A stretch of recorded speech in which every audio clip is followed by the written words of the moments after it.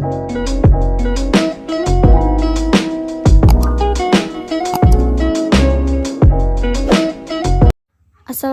warahmatullahi wabarakatuh. Perkenalkan, saya Ayu Vita Lestari.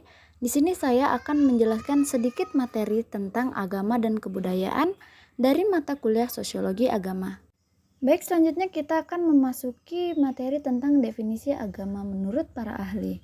Menurut KBBI, agama adalah sistem yang mengatur tata keimanan ataupun kepercayaan dan peribadatan kepada Tuhan Yang Maha Kuasa serta kaidah yang berhubungan dengan pergaulan manusia dan manusia lainnya. Nah, lalu yang kedua itu ada Emile Durkheim yang mengatakan bahwa agama itu merupakan suatu sistem yang terpadu yang terdiri atas kepercayaan dan praktik yang berhubungan dengan hal yang suci. Lalu menurut Parsons and Bella, agama itu merupakan tingkat yang paling tinggi dan paling umum dari budaya manusia. Lalu yang terakhir itu menurut Hendro Puspito, definisi agama adalah sistem nilai yang mengatur hubungan manusia dan alam semesta yang berkaitan dengan keyakinan. Baik, materi kita yang selanjutnya adalah membahas tentang unsur-unsur agama.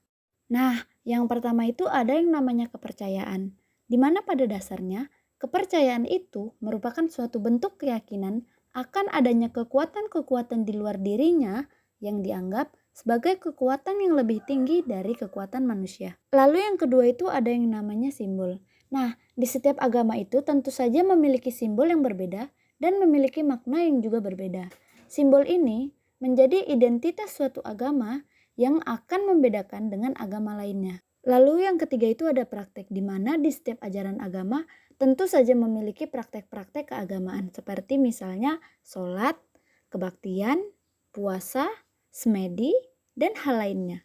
Nah, praktik keagamaan atau ritual dalam agama itu didasarkan atas kepercayaan dan iman yang diyakini. Adanya praktik-praktik tersebut itu merupakan suatu ekspresi atau perilaku atas apa-apa yang mereka yakini.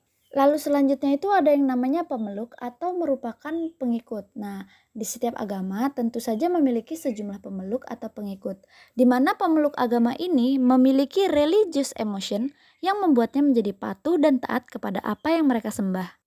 Baik, yang terakhir itu ada pengalaman keagamaan, di mana setiap pemeluk agama itu tentu saja memiliki beberapa bentuk pengalaman keagamaan. Oke, selanjutnya kita akan memasuki tentang definisi kebudayaan menurut para ahli. Menurut Ki Hajar Dewantara, kebudayaan itu merupakan buah budi manusia dalam hidup bermasyarakat. Sedangkan kebudayaan menurut Kenca Diningrat adalah keseluruhan sistem, gagasan, tindakan, dan hasil karya manusia dalam rangka kehidupan masyarakat yang dijadikan milik diri manusia dengan cara belajar. Selanjutnya Selo Sumarjan dan Sulaiman Sumardi mengatakan bahwasanya kebudayaan adalah sarana hasil dari karya, rasa, dan cipta dari masyarakat. Nah, selanjutnya kita akan membahas tentang unsur-unsur kebudayaan. Yang pertama itu ada bahasa, di mana seperti yang kita ketahui bahwasanya bahasa itu merupakan alat bagi setiap manusia untuk saling berkomunikasi atau berinteraksi dari satu sama lain untuk memenuhi kebutuhan sosialnya. Nah, yang kedua itu ada sistem pengetahuan, di mana sistem ini dikemukakan oleh beberapa ahli dalam satu unsur kebudayaan. Ini yang memiliki arti bahwasanya pengetahuan masyarakat itu merupakan pengetahuan mengenai alam sekitarnya, kondisi geografis, flora dan fauna, waktu, hingga sifat dan tingkah laku manusia. Lalu selanjutnya ada kemasyarakatan dan organisasi sosial, peralatan hidup dan teknologi, mata pencarian hidup, religi, dan juga kesenian. Nah, selanjutnya kita akan mengetahui tentang hubungan antara agama dan kebudayaan. Hem dan Gertz berpendapat bahwa agama merupakan sistem dari budaya, di mana agama adalah bagian yang memainkan peranan penting dalam dunia sosial manusia. Di sini agama juga merupakan sistem budaya, karena agama meliputi personifikasi sebagai berikut. Nah, yang pertama itu adanya simbol yang berperan. Lalu yang kedua, membangun suasana hati dan motivasi yang kuat serta tahan lama di dalam diri manusia. Dan yang ketiga itu agama juga merumuskan konsepsi kehidupan yang bersifat umum. Lalu selanjutnya adalah peran agama dalam kebudayaan.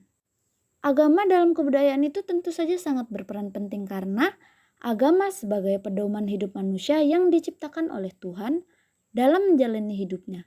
Sedangkan kebudayaan itu adalah sebagai kebiasaan dari tata cara hidup manusia yang diciptakan oleh manusia itu sendiri dari hasil daya cipta, rasa, dan karsanya yang diberikan oleh Tuhan. Baik, di sini kita akan menyeret suatu kesimpulan dan merupakan satu contoh di mana peranan agama terhadap kebudayaan dapat dilihat dari pembentukan masyarakat madani.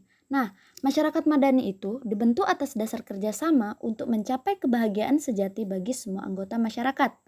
Ilmu yang paling dibutuhkan dalam pembentukan masyarakat madani itu adalah ilmu madani itu sendiri. Nah, sumber utama ilmu madani itu adalah ajaran agama karena yang diperlukan untuk membangun masyarakat madani itu tidak dapat dilahirkan tanpa adanya bimbingan dan sumbangan agama. Nah, kita dapat melihat dari ciri kepribadian manusia madani itu antara lain adalah kepercayaan dan pemikirannya, akhlak dan budi pekertinya itu semuanya dibentuk dengan acuan dari ajaran agama. Cukup sekian materi yang dapat saya sampaikan. Mohon maaf apabila ada kekurangan. Saya ucapkan terima kasih kepada semuanya. Assalamualaikum warahmatullahi wabarakatuh.